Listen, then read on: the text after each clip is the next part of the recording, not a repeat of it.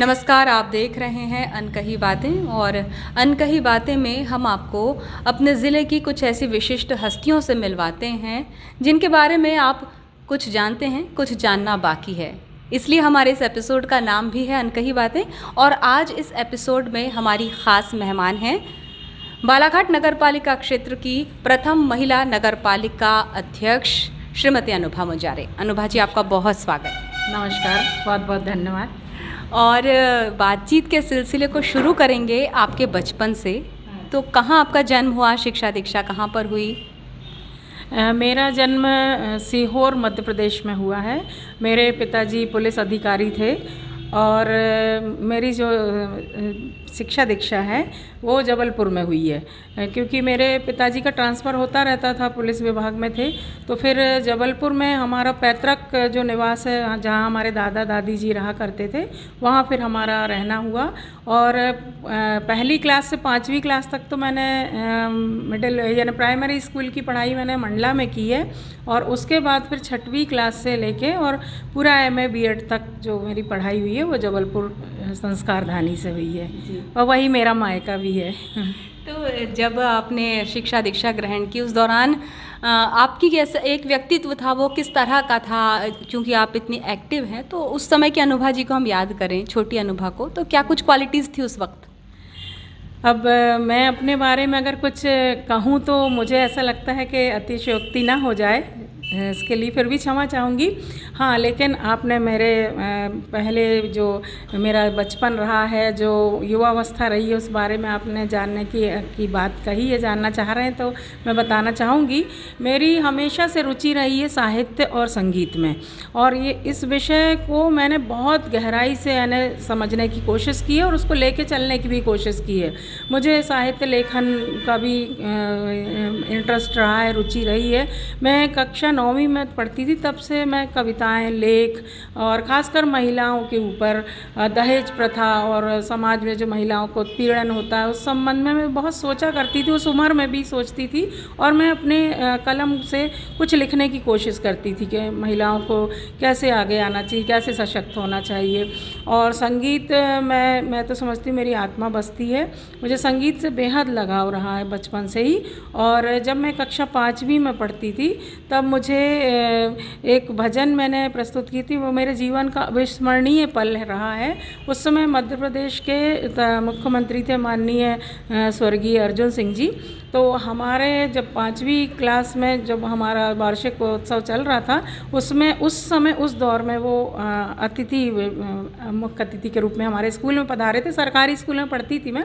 तो उन्होंने जब मैंने उनके सामने भजन प्रस्तुत की थी, मैली चादर ओढ़ के कैसे, हरिओम शरण जी का भजन है, तो वो मंत्र मुग्ध हो गए थे और उन्होंने मुझे मतलब गोद में बैठाया और बहुत लाड़ दुलार किया। और उस ज़माने में उन्होंने मुझे 551 रुपये का इनाम दिया था। वो मेरे जीवन का बिल्कुल बहुत बड़ा पल रहा है। मैं तो समझ भी नहीं पाई थी कि 500 रुपये हैं क्या और मुझे क्यों इतना बड़ा पुरस्कार मिला है।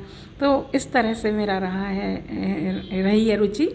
और जब कॉलेज में आई तो सांस्कृतिक कार्यक्रमों में बढ़ चढ़कर भाग लेने का मुझे हमेशा शौक़ रहा है। जो भी कार्यक्रम होते थे उनमें मेरे शिक्षक गणों का भी बहुत अच्छा मार्गदर्शन रहता था और मुझे शामिल करते थे। नृत्य नाटिकाओं से लेके गीत गायन से लेके भाषण तो मैंने उतना नहीं दी हूँ पहले कभी, पर ये सब चीज़ों में मैं हमेशा रही और मेरे शिक्षकों का बहुत अच्छा मार्गदर्शन रहा और परिवार से भी मुझे काफ़ी अच्छा सहयोग मिलता था। तो ये युवावस्था की बात हुई, बालाघाट से कैसे जुड़ाव हुआ? क्योंकि आप जब परिणय सूत्र में बंधी तो आप एक ऐसे व्यक्तित्व के साथ परिणय सूत्र में बंधी जो अपने आप में बड़े क्रांतिकारी विचारधारा से प्रेरित व्यक्ति थे। तो ये कैसा मेल मिलाप कैसे हुआ? ये भी एक मेरे जीवन का बहुत ही अविस्मरणीय पल रहा है। और ये बिल्कुल आप कह रही हैं, सच कह रही हैं कि एकदम अद्भुत सा ये मेल मिलाप रहा है। मैंने अर्थशास्त्र विषय में एमए किया है और बीएड किया है मैंने। और मेरा रुझान रहा शुरू से, परिवार में भी हमें यह शिक्षा दी गई हमेशा कि अपने पैरों पे खड़े होना, शिक्षा को अपने जीवन का एक बहुत मजबूत आधार बनाना है। तो शादी विवाह तो सब होता रहेगा, लेकिन पहले अपनी पढ़ाई पूरी करना है और पढ़ाई के बाद अपना कैरियर बनाना है। तो मैंने अपने कैरियर के रूप में ये सोचा था कि मुझे एक अच्छी शिक्षिका बनना है, इसलिए मैंने बीएड किया। बीएड में मेरे बहुत अच्छे नंबर आए, प्रथम श्रेणी में मैंने बीएड किया है। और उसी बीच मेरा इंटरव्यू हुआ और मेरा सरकारी क्षेत्र में नौकरी का भी ऑफ़र आ गया। लेकिन एक अद्भुत सा संयोग हुआ कि बालाघाट ज़िले के तत्कालीन सांसद माननीय श्री मुंजारे जी, इनका रिश्ता मेरे घर पे आया जबलपुर में, और ये मेरे जो ससुराल पक्ष के बड़े बुजुर्ग थे वो लोग रिश्ता लेकर आए। तो पहले तो हमें बहुत आश्चर्य हुआ, क्योंकि उनकी हस्ती के सामने हम लोग बहुत ही साधारण लोग थे। तो हमें लगा इतने बड़े सांसद जी का रिश्ता हमारे लिए आ रहा है। मेरी माँ, मेरे दादाजी, बुआ जी, सभी, मेरे पिताजी का तो देहांत जल्दी हो गया था जब मैं 9वीं क्लास में पढ़ती थी। तो हमारे जो पेरेंट्स के रूप में थे, दादाजी थे, हमारी आदरणीय बुआ जी थी और माँ तो थी ही। तो फिर ये बात आई तो उनका कहना था, उस तरफ जो रिश्ता आया, कि मुंजारे जी को पढ़ी लिखी शिक्षित लड़की चाहिए, वो शिक्षा को वो भी महत्व बहुत देते हैं। इसलिए उन्होंने कहा कि जानकारी जैसी लगी कि आपकी बच्ची के बारे में पता चला, तो हम लोग आए। तो बस योग संयोग था। उसके बाद विवाह मेरा माननीय मुंजारे जी के साथ हो गया। और जब मैं यहाँ आ गई तो फिर नौकरी का तो सवाल नहीं था, क्योंकि इनका ऐसा कहना था कि शासकीय सेवा की बजाय तुम जन सेवा करो, जन सेवा उससे भी बड़ी सेवा होती है। तो उनके मार्गदर्शन में मैं फिर सामाजिक क्षेत्र में उतरी। और वो हमेशा ये कहते थे माननीय मुंजारे जी कि तुम शिक्षित हो, पढ़ी लिखी हो, जबलपुर यूनिवर्सिटी से पढ़कर आई हो, तो अपना समय तुम घर में वेस्ट नहीं करो, घर की जिम्मेदारियाँ निभाओ, मैं उसको नहीं मना करता, लेकिन बाहरी जीवन में अपनी पहचान बनाओ। और माननीय मुंजारे जी की सबसे बड़ी बात जो मुझे आज भी प्रभावित करती, कि उन्होंने मुझसे ये कहा था कि तुम अपनी पहचान मेरे से जोड़ के नहीं बनाना, अपनी पहचान खुद बनाना। मैं उस दिन तुमको सही मानूंगा, तुम्हारी पढ़ाई लिखाई को सही मानूंगा, जिस दिन तुम जब सड़क से निकल जाओ तो लोग बोलें देख के, वो देखो अनुभव मुंजारे जा रही। तो वो चीज़ मुझे बहुत चैलेंजिंग लगी उनकी, और मैं बहुत मेहनत करती रही, हमेशा उनका मार्गदर्शन तो हमेशा मिला। फिर विधानसभा, मेरी शादी के 1 साल बाद मेरे पुत्र शांतनु का जन्म हुआ, और वो मुश्किल से 10-11 महीने का था।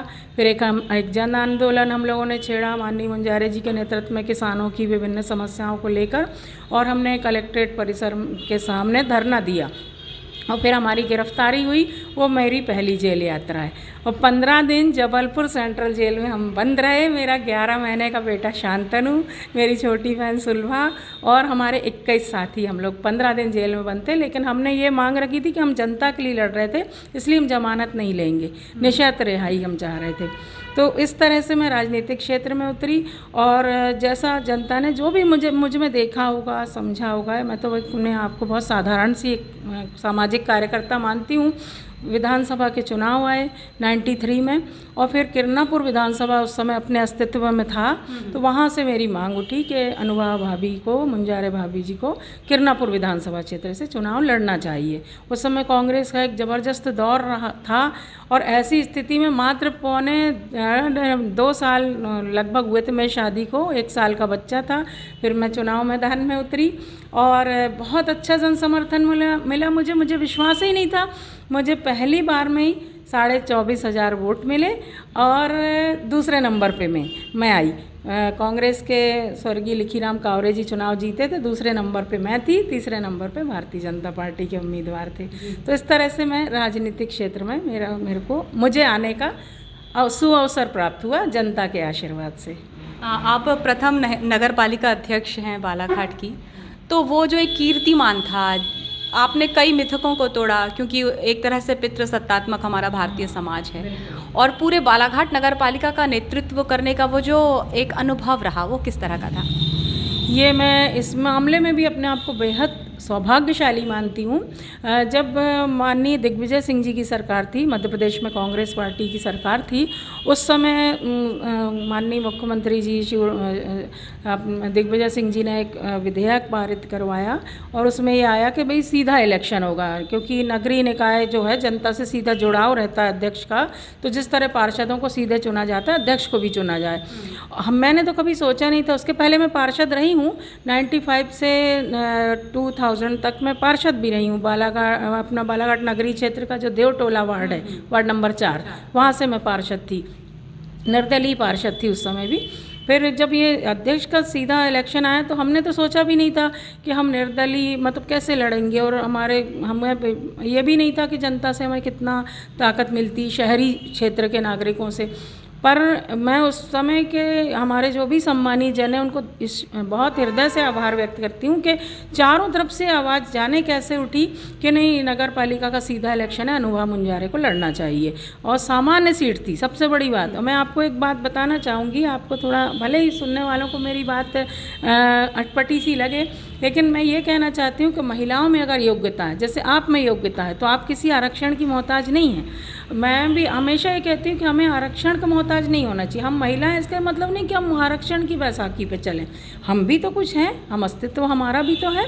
तो मुझे इस बात की सबसे बड़ी खुशी हुई कि मुझे सामान्य सीट से, यानी बगैर आरक्षित पद था अध्यक्ष का, उसमें लड़ने का फिर मुझे अवसर मिला। सबने जब मुझे कहा तो माननीय मुंजारे जी ने बोले, मैंने बोली कि भाई हमें नहीं मालूम कि हमारा जनाधार शहर में कितना है क्या है, तो सबने कहा कि वरिष्ठ जनों ने उनने सभी ने कहा कि भाई आप खड़े होइए, आपको पता चल जाएगा आपका क्या है, जनता क्या चाहती है। और जब मैंने निर्दलीय चुनाव लड़ा, मटका चुनाव चिन्ह था मेरा, सच में मैं मानूंगी मैंने कीर्तिमान स्थापित नहीं किया, बालाघाट शहर की जनता ने कीर्तिमान स्थापित किया। ऐतिहासिक चुनाव हुआ, ऐतिहासिक विजय हुई, और इतनी ज़बरदस्त विजय हुई कि मतलब मैं खुद अचंभित रह गई। जब मुझे प्रमाण पत्र विजय का दिया गया तो मैं रो पड़ी, और मैंने यही बोली कि बालाघाट नगर की सम्मानी जनता ने मेरे इस बहू की झोली में इतना सारा आशीर्वाद दिया कि मेरी झोली कम पड़ गई। तो इतना बड़ा आशीर्वाद मुझे जनता का मिला। और फिर मैंने जब उस सीट को संभाला, जब सबसे ख़ास बात, जीतने के बाद मुझे खुशी तो थी लेकिन एक डर भी था, क्योंकि एक मैं महिला हूँ, और नगर पालिका अध्यक्ष की जो सीट है, पोस्ट है, वो जितना आपको क्षेत्र में काम करके अपने आप को साबित करना है, उतना आपको प्रशासनिक काम भी करके दिखाना है। तो मुझे लगता था कि उस समय 350 का स्टाफ था, सीएमओ से लेके बाकी सफाई कर्मियों की सारे लोग। तो मुझे लगता था मैं 350 के स्टाफ को कैसे कंट्रोल करूंगी, और मुझे साबित करना है, क्योंकि जनता ने मुझे सिर में ताज पहनाया विजय का।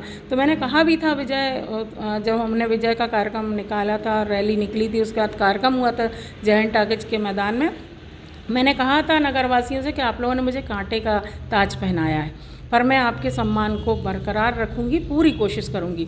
तो मैंने सारे अपना अधिकारियों से लेकर कर्मचारियों को एक ही बात रखी, मैंने बोली देखिए मैं एक जिम्मेदारी लेकर आई हूँ यहाँ पर, मुझे यहाँ ऐशो आराम या सुख सुविधा में नहीं रहना, मुझे एसी में नहीं रहना है, मुझे आपके साथ में बैठ के चाय कॉफ़ी नहीं पीना है, मुझे पब्लिक को काम करके देना है, और वो काम करेंगे आप लोग, मैं आपके साथ मिल के करूँगी, लेकिन आपको हम चाहते हैं सिर्फ काम, और आपके हर समस्या में हम आपका सहयोग करेंगे, लेकिन हम वर्क चाहते हैं। तो स्टाफ के लोगों ने सहयोग किया, वो समझ गए कि इनकी मंशा क्या है, और हम फिर रात दिन लगे रहते थे, सुबह 7 बजे से लेकर रात के 8-8 बजे तक भी हमारा कोई शेड्यूल नहीं था काम करने का, मतलब लगे रहते थे। हम जब काम दिखा, जब हमने शुरुआत की सफाई अभियान से, तो सफाई अभियान में मैं खुद जब निकली और नालियों के पास जा के पक्के निर्माणों को तोड़वाने का काम जन सहयोग से, मतलब किसी को नाराज़ नहीं करना, सबको विश्वास में लेके, तो लोगों ने पहली बार ये बोले कि पहला प्रेसिडेंट है जो कि इस फील्ड में आके काम करा रहा है, वो भी इस तरीके से धूप में खड़े होके जैसा भी चल रहे हैं, घूम रहे हैं। तो हमने अपने आप को साबित करने की जो कोशिश की, वो मेरी बहुत बड़ी सफलता, खासकर महिलाओं के सम्मान की बहुत बड़ी सफलता है। और यही मेरी मतलब ये कहना चाहिए कि मुझे जो मान सम्मान और प्यार दुलार मिला, वो मेरे काम को देखकर लोगों ने सराहना की, और उससे मुझे और प्रेरणा मिली कि और काम करना है। तो मैं सुबह 7 बजे से लेके 12 बजे तक फील्ड में काम करती थी, 2-3 घंटे अपने घर में थोड़ा समय देती थी बच्चों को, परिवार में किचन के काम, और फिर 3 बजे से जब मैं ऑफिस में जाके बैठती थी तो फिर मेरा घर आने का कोई निश्चित समय नहीं होता था। यहाँ तक कि कभी बच्चे भी परेशान हो जाते कि मम्मी कितने बजे आ रहे हो आप, पर मैं बोलती थी बेटा मेरी जिम्मेदारी भी जनता के प्रति, मुझे सेवा करना है। तो काम करके हमने दिखाया, और ये इस मिथक को तोड़ा कि महिलाएं प्रशासन नहीं चला सकती। और माधुरी जी, एक बात मैं कहना चाहूँगी, हम जितने विनम्र हैं, जितने शालीन हैं, उतना ही हमको सख्त भी होना पड़ता है। तो मैंने ऑफिस में एक नियम बनाया था नगर पालिका में, मुझे लगता था कि महिलाओं को कोई हल्के में नहीं लेना चाहिए, हालांकि ये हो सकता है मेरी सोच हो। तो मैं सब ऑफिस में मैंने सबसे पहले तो ये नियम बनाया कि कोई पान तम्बाकू गुटखा यहाँ बैठ के नहीं खाएगा, कर्मचारी भी नहीं खाएगा, और जो मिलने वाला आ रहा है वो भी नहीं खाएगा। और महिला कर्मचारी सभी साड़ी में आएंगी, एक साड़ी बहुत अच्छा परिधान है, साड़ी में आएंगी, बाकी समय आपको जो पहनना है पहनो, लेकिन ऑफिस टाइम पे आप साड़ी पहनेंगी। और उसके बाद अनुशासन, जब तक मैं बैठी हूँ, अगर मैं 7 बजे तक बैठी तो आपको भी बैठना है, क्योंकि मैं वहाँ बैठी हूँ काम करने के लिए, तो आपको भी काम करना है। जब आपको छुट्टी चाहिए आप बता के छुट्टी लेके जा सकते हैं। तो उस सब का प्रभाव ऐसा पड़ा कि मतलब एक अनुशासन रहा, अराजकता का माहौल नहीं बना। और ये स्थिति थी कि जब मैं 3 बजे ऑफिस के लिए पहुंचती थी तो दूर अगर कोई कर्मचारी पान दुकान में कहीं खड़ा है तो गाड़ी पहचान जाता था मेरी कि मैडम आ गई, तो तुरंत भागते हुए अपनी सीट पे आ जाते थे। तो मैं उनको बोलती थी मेरे से डरो मत, दहशत मत रखो, अनुशासन एक अपनी जगह है, अनुशासन में आप रहो। तो इस कारण हमने एक पारिवारिक माहौल में अच्छा काम करने की कोशिश की, और जो किए जनता के सामने है और आप सबके सामने है। उस समय ये नारा बहुत बुलंद था कि एक नारी सब पर भारी, और बाद में उस नारे का हज़ारों दफ़ा अलग अलग चुनावों में दूसरे लोगों ने भी उपयोग किया। तो ये जो आपने बड़े बड़े दिग्गजों को चुनौती दी, ये तो खैर नगर पालिका चुनाव की बात आपने कर दी, लेकिन इससे बड़े स्तर पर भी जो चुनाव हुए और जो आपने दिग्गजों को टक्कर दी, क्या मन में कितना आत्मविश्वास था? चूँकि जो बालाघाट की राजनीति है वो जाति पर आधारित है और सबके अपने अपने वोट बैंक्स हैं, और जो काफ़ी सालों से राजनीति कर रहे हैं यहाँ पर, ऐसे दिग्गजों को चुनौती देना, मतलब कितना आत्मविश्वास था आपको? मेरा सबसे बड़ा आत्मविश्वास मेरी जनता ही रही है। और मैं आपको बता रही हूँ कि जो लगातार जो जनता का मुझे सहयोग मिला, वो सहयोग वोटों के रूप में, आशीर्वाद के रूप में, बड़े बुजुर्गों का स्नेह का हाथ मेरे सिर पे जो रहा, उसने मुझे हमेशा काम करने के लिए प्रेरित किया। मैं कभी विषम परिस्थिति से कभी घबराई नहीं। और माननीय मुंजारे जी जो मेरे पतिदेव भी हैं, मेरे नेता भी हैं, मेरे मार्गदर्शक भी हैं, उनका पूरा भरपूर समर्थन मुझे मिला, भरपूर। उन्होंने कभी मुझे काम से नहीं रोका। मैं कितनी भी रात को लौट के आऊँ चुनाव प्रचार या किसी अन्य कार्यक्रम, 12 बजे रात को भी लौटूँ, तो उन्होंने कभी ऐसा सवाल नहीं खड़ा किया कितनी रात तक तुम क्यों आ रही हो। तो उनका एक बहुत, परिवार का एक मॉरल सपोर्ट होना बहुत बड़ी बात होती। तो यही सारे कारण रहे जिस कारण मैं हर लड़ाई में कूदने का मुझे अवसर मिला, और कूदने का हौसला मेरे अंदर आया, और परिणाम जो भी आया, लेकिन मुझे जनता का वोट बहुत अच्छा मिला, हमेशा आशीर्वाद बहुत अच्छा मिला। और अभी भी आपको पता ही है कि 2013 में मुझे बहुत ज़बरदस्त जन समर्थन मिला था, लगभग जीत की स्थिति में मैं आ गई थी। कारण जो भी बना वो अलग बात है। उसके बाद 2018 में भी जनादेश मुझे बहुत अच्छा मिला बालाघाट विधानसभा क्षेत्र से। तो ये जनता का आशीर्वाद, आप सबकी शुभकामनाएं, सहयोग, ताकत, और आप जो मेरा हौसला बढ़ाते हैं, वही हौसला अफजाई जो है मुझे और आगे बढ़ने की प्रेरणा देती है। जी, कहते हैं कि जो नारी है वो शक्ति का स्वरूप है। चूँकि आपका एक सार्वजनिक जीवन रहा है, पारिवारिक जीवन भी रहा है, कुछ अप एंड डाउन्स आए, कुछ उतार चढ़ाव आए, कुछ दुखद क्षण भी आए, उस वक्त कैसे आपने अपने आप को संभाला? क्योंकि आपके जीवन में भी कुछ ऐसी घटनाएं हो चुकी, बहुत बड़ी चीज़ों को आपने खोया है, कैसे अपने आप को संभाला आपने?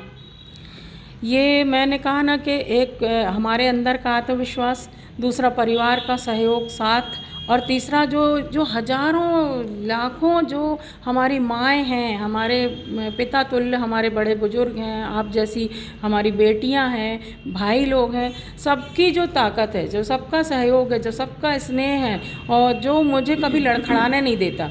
आपको पता है 2009 में मेरे यहाँ बहुत बड़ा हादसा हुआ था। मेरी इकलौती बच्ची जो हमारे बीच में आज नहीं है, मैं बहुत बड़ा दुख झेल के आज जी रही हूँ। ये बात बिल्कुल सही है, एक माँ के लिए इससे बड़ा दुख हो ही नहीं सकता। उस समय मेरी हालत बहुत ही ज़्यादा ख़राब हो गई थी और मैं लगभग मतलब टूट गई थी बुरी तरीके से। पर फिर से क्योंकि मैं उस समय नगर पालिका अध्यक्ष थी दूसरे राउंड में, दूसरे बार की, तो मेरे सबसे पहले आपके भाई साहब माननीय मुंजारे जी ने मुझे कहा कि तुम ऐसे अगर हताश परेशान अगर बिस्तर में औंधे मुँह पड़ी रहोगी तो तुम्हारी जो 1 लाख जनता है शहर की, जिनने तुम्हें इतनी ताकत दी है, शहर की सेवा करने के लिए मौका दिया है, तो उनको तुम क्या जवाब दे पाओगी।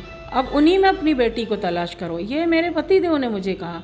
और फिर मेरी माँ थी उस समय स्वर्गीय मेरी माँ श्रीमती लता वर्मा, आज नहीं है मेरी माँ, उस समय भी मेरी माँ थी मेरे पास में, तो उन्होंने भी मुझे ऐसा हिम्मत दी कि बेटा अब जनता को देखो, अपने पुत्र को शांतनु को देखो, अपने पतिदेव को देखो, हम सबको देखो और अपना अंदर साहस बटोरो और निकलो क्षेत्र में और काम करोगी, तो जनता के बीच में जाओगी, जैसे सेवा कर रही थी वैसे करोगी तो तुम अपने दुख को भी भूलोगी और तुम्हारे अंदर मतलब एक ताकत जो तुम अपने कहीं ना कहीं अंदर से टूट गई हो वो फिर से तुम्हारा जुड़ाव होगा।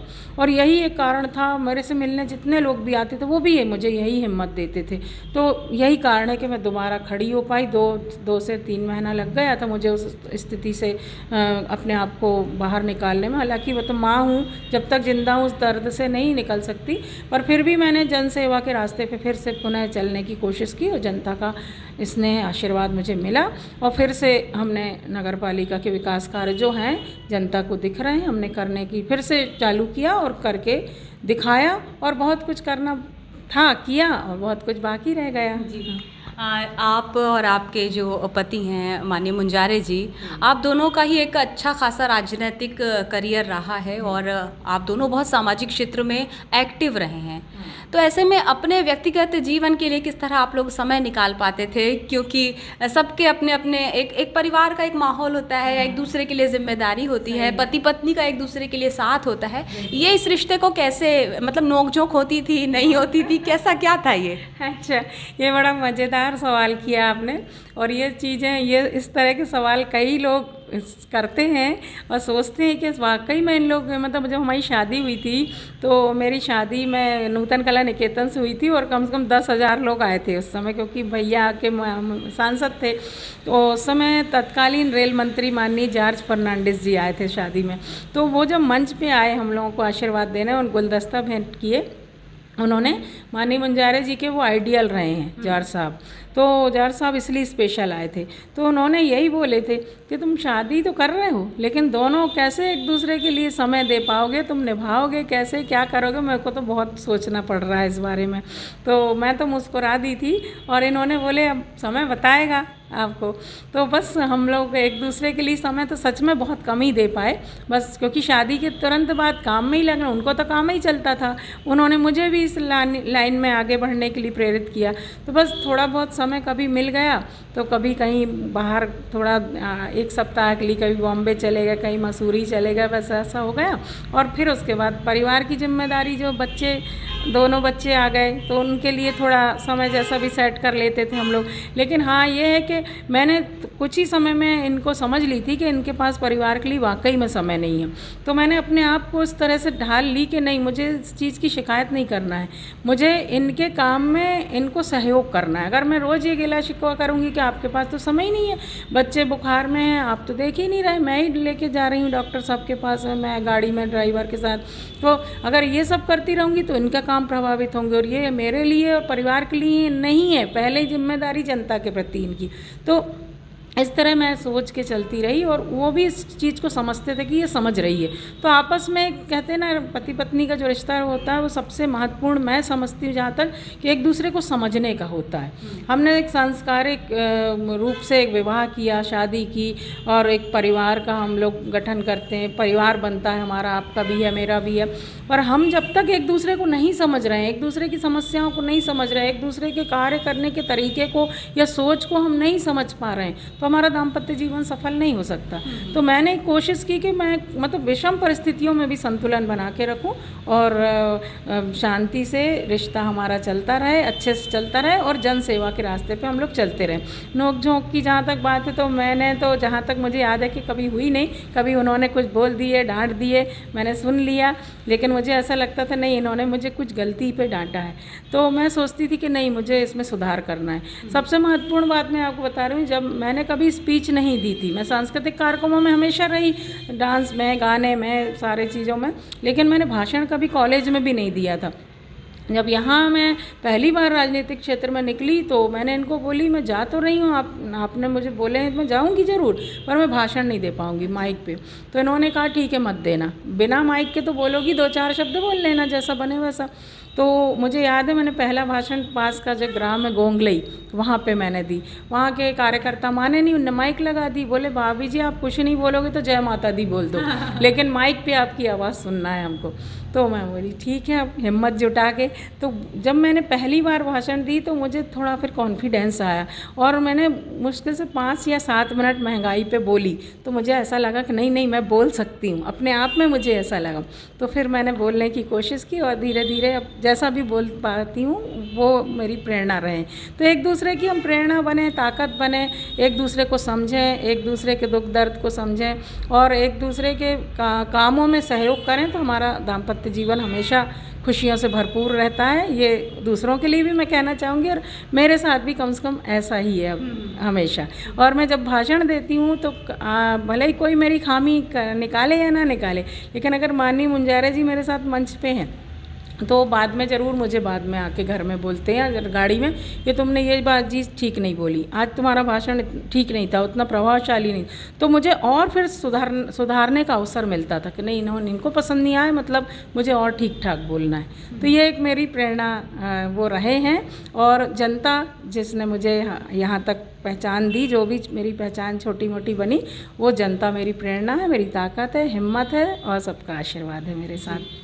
और अब अनकही बातें में बहुत सारी बातें हमने जानी, हमारे दर्शक भी देख रहे हैं। क्यों काला बोली मुस्काती मैया, सुन मेरे प्यारे, बोली मुस्काती मैया, सुन मेरे प्यारे, गोरी गोरी राधिका के नैन कजरारे, कारे नैनों वाली ने हो,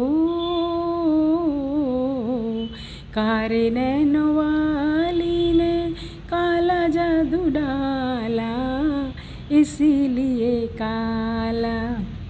यशोमती मैया से बोले नंदलाला, राधा क्यों गोरी मैं क्यों काला, इतने में राधा रानी आई ठेलाती, इतने में राधा रानी आई ठेलाती, नैनों में जादू डाला, बोली बल खाती, मैया यशोदा तेरा हो,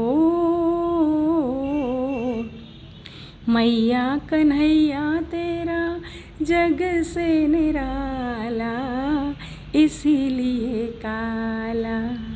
यशोमती मैया से बोले नंदलाला, राधा क्यों गोरी मैं क्यों काला, राधा क्यों गोरी मैं क्यों काला।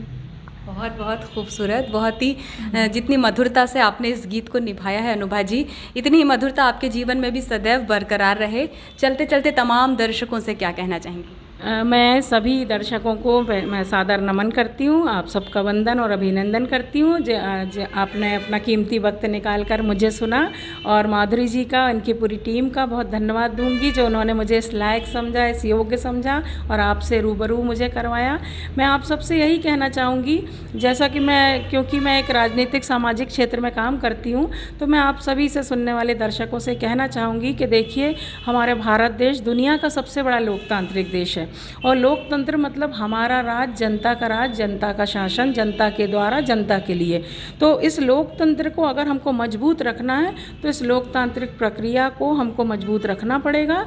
और जब हम मतदान करने जाते हैं, जब चुनाव में हम किसी उम्मीदवार को चुनते हैं, तो उसकी योग्यता, उसकी काबिलियत, उसकी कार्य क्षमता को देखकर, उसकी ईमानदार छवि को देखकर, उसके जुझारूपन को और कर्मठता को देखकर हम अपना कीमती वोट दें, अपना जन समर्थन दें और अच्छे लोगों को हम चुनकर लाएं, अच्छी सरकार बनाएं, जिससे हमारे देश का, प्रदेश का, गांव का, हमारे नगर का विकास हो और समाज का जो सबसे कमज़ोर तबका है उसका विकास हो। यही मैं संदेश देना चाहूँगी। बहुत बहुत धन्यवाद। सबको सादर नमन, मेरा नमस्कार, प्रणाम।